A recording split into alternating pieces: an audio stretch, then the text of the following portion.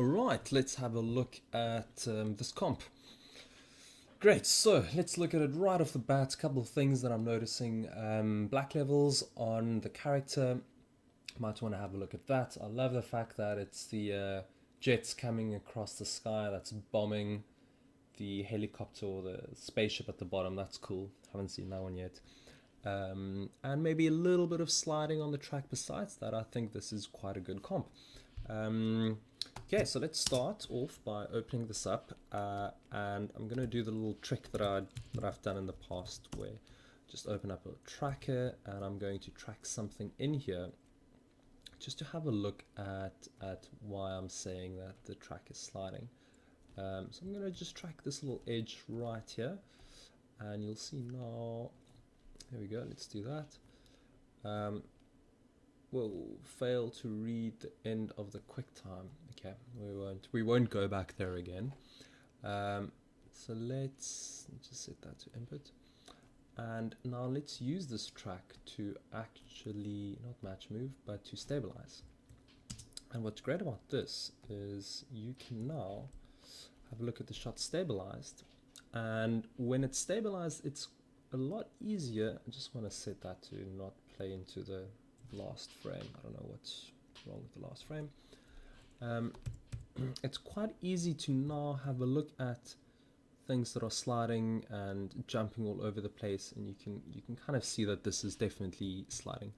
So that's a problem. You're gonna have to fix your track for this to be remotely kind of, you know, a shot that you can actually use. But in the time that you had, well done, it works absolutely. Something else that we need to look at, and let me just make a little roto paint here for me to draw with. Why does that do that? Something else to look at is the black edge that we're getting around this explosion. And it's quite annoying because it's happening on a lot of people's comps, and it's because this is a bad element. Still though, you know, it doesn't have that issue over here, of course, because the background is actually dark, the element that we're comping. So over here it's fine. That's technically not really what it should look like, you know. So the only way to get rid of this really is to erode that part away, and I'll just quickly show you how to do that. I think this looks a bit sharp. It feels like this isn't pre-malted. It looks like it's not pre-malted, so we'll have a look at that now. And we're going to have a look at how to put the shadows at the bottom here, how to just include that into the alpha. And let's quickly pause and let's just go, let's look at where are these jets. Come here, jets. The jets look good. Nothing to say about the jets. Overall, the grade, let me just quickly have a look at the, where's the plate? There it is. That's the final. Why is that so slow? That's just slow. It's this guy that's so slow. I'm just going to skip that node for now. There we go. So right off here, because I'm getting a lot more detail looking at it over here. So that's definitely looking very nice. Something funky going on over here. We'll have a look at this now, why that's clipping.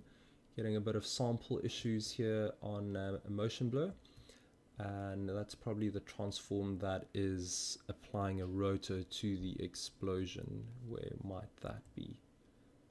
Where's your explosion? Ah, here it is.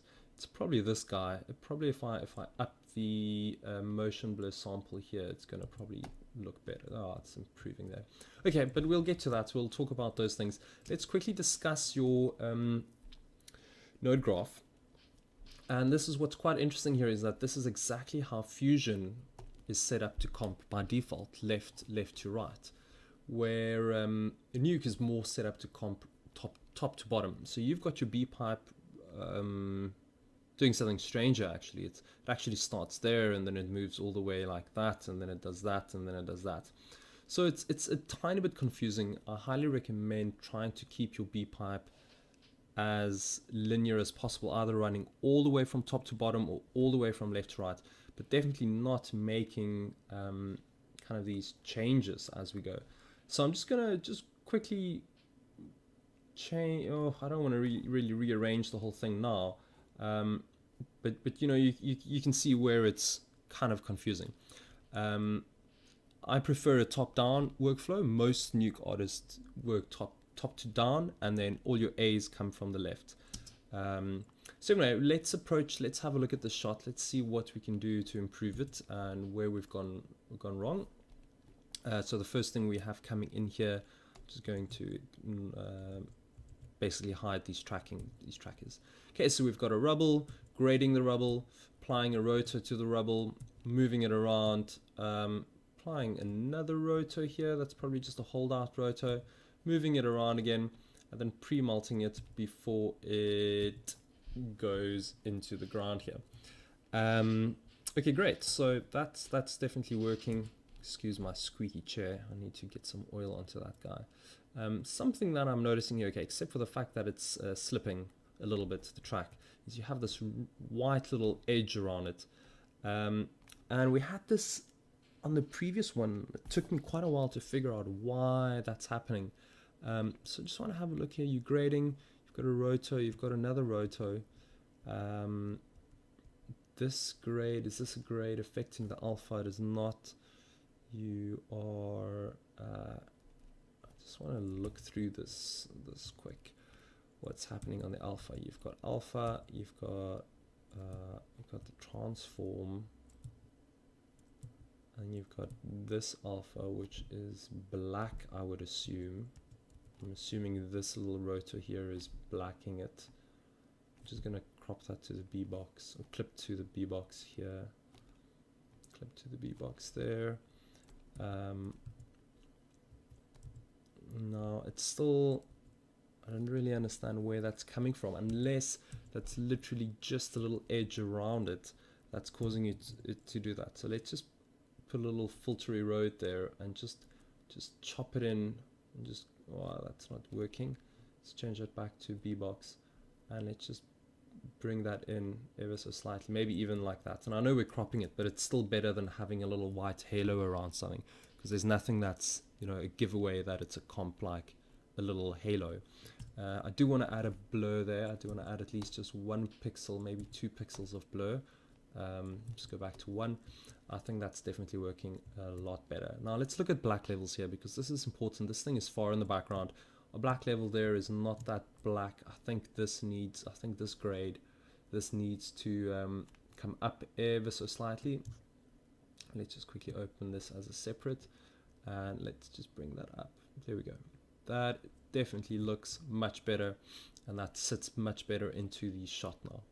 Okay, second element that we're comping in here is our helicopter or spaceship or whatever we want to call it. Okay, so I'm going to look at the same things here. I'm not seeing real issue here. Let's just put the B there, A, copying that in, grading it here, good place to grade it, transforming it.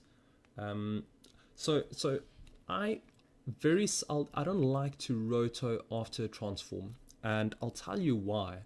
Is we have this comp, oh here it is, and now I go, okay, but I moved this element here somewhere, and I want to move it, but it's, as soon as I move it, I'm creating all kinds of issues for myself, because I have this rotor here that is supposed to only work, and assuming that it's receiving a certain type of input. Now over here, I think this rotor is actually this wall. So if that's the case, it totally works. What is this doing here though? This is the track. Okay, I see. I'm going to take back absolutely everything that I've said. This is the exact correct way to do it. You are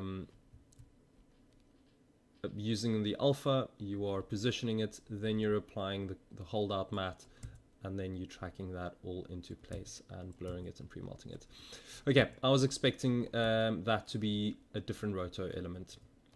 So that is the correct workflow. Okay, what is this? This is the jets. I like the jets. I'm not going to really look at the jets. Let's quickly look at this guy. And I want to just make myself a little bit of extra space here.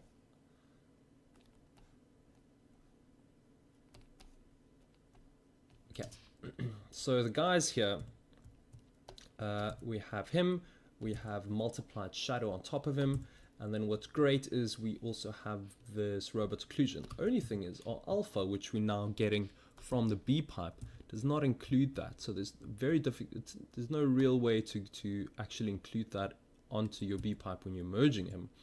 He just doesn't have anything here. So the only way to really, and let's always merge from the left, the only real way to extract that info is to key it. And I'll show you why, is because we can key this fantastic ambient occlusion pass and invert it, and then we'll be able to grab that. So let me show you how that's done. If we key this and we look at the alpha and we invert it, we've got all of this. Now, that's basically what we've done, is we've created an alpha by keying this robot occlusion pass. And we already have the alpha from this. So we have these two alphas. How do we combine it and put it into this B pipe? Well, using the channel merge button. We have the channel merge over here. What this is going to do is it's going to go A alpha, B alpha, please make that the same. Union it. That's the operation. And whoop, there we go. Now we have the contact shadow. So let's have a look at what that looks like on the ground. Much better. That's before, that's after. Definitely want to ground your robots some way, you know, onto the floor. There's no color correction here. There's no pre-malt as I expected. So I'm going to pre-malt it, because you'll see that there's a little bit of like light issues and things that's coming off from the previous render. You can see a bit of a halo. And I'm going to grade this because I think it needs to be graded. Not a lot, but I do think it needs a little bit of grading. So firstly, the black levels. Let's look at something that's black that's close to it. This is probably the closest to what that should be, or rather this element here. I'm going to just up this so that I can see where I am. It's not exactly matching. I would probably want to make this a little bit brighter like this. It's also like there's light reflecting inside here. There's a few things happening. So I'm going to go for something that looks a little bit like this. I'm just going to bring it up. I want to make it totally gray. But I do think it probably needs something like this. I just keep thinking this is a bit green. I don't know if that's the chromatic aberration that you're seeing, the red and the green. And we'll talk about that in some other lesson, but I just want to maybe do a little bit something like that. Okay, let's push that gain back down. Let's go back to our white point, and I want to take my white point. I haven't been working with a white point. And let's look here. I don't want it to be that blue. I kind of like the warm look that I'm getting from pushing it a little bit in this direction. So I want to keep that. So there we go. That's before, that's after. I've definitely warmed it up. It lives a little bit better in the sea now. I think it needs to be blurred a little bit more, to be completely honest. Not too much, something like that maybe. And I think the reason why this looks weird now is because it really needs grain. It's going to need grain to fit into this scene. And also it's because it's so reflective. Maybe it's actually a lot brighter. I'm just going to try just pushing that up.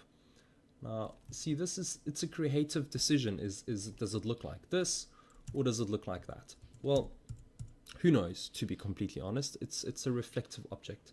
And the only way to know is to do proper light probes and to actually look at what this reflective surface would look like. There we go. Okay, I'm going to keep it over there.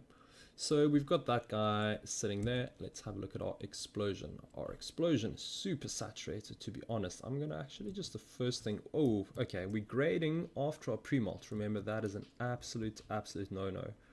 Always grade and then pre-malt.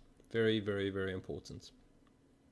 Okay, so let's go here to our grade. I want to just add a color corrector node because I think that's way too saturated. So let's desaturate it slightly. Have a look at that. I don't know if that's contrast. Well, that also helped. Let's just push our saturation down. Now, I don't know if that's better or worse. I think this feels a little bit better for this shot. Something like something like that, maybe even a little bit, maybe something like that. And I think this is definitely giving me a better result than what it was. Look at those black levels are so black. Why are they so black? It's my grade node. Okay, so it's not just me. This grade node is actually breaking your image slightly. See, it's actually making those black levels so dark. So let's just go back into the black points and let's have a look at what's happening here. They should definitely not be that dark. Let's lift them a little bit. I'm not saying that's correct, I'm just saying let's just lift them and see what that's going to look like. Let's bring them back now. Yeah, and let's do the same with the white levels. These could be a little bit higher, they don't have to be that orange. Whoa, that's hectic. Let's keep it there though, and let's desaturate it with the color corrector directly afterwards. I'm just going to undo that contrast adjustment. Yeah, this would be bright. This looks a little milky to me now. I'm going to undo that and just make it brighter. And this might actually be the better solution, even though that's really bright. Maybe that is what it looks like.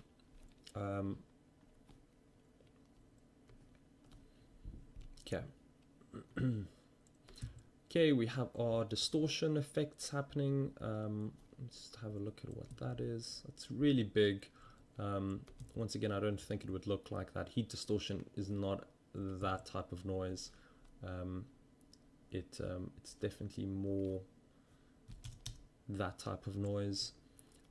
So you know, where it's kind of doing this wavy thing in the background.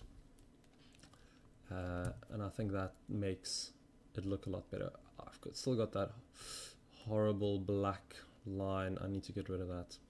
And I'm going to do it right here. I'm going to go erode filter and just get rid of that. Just going to erode that away.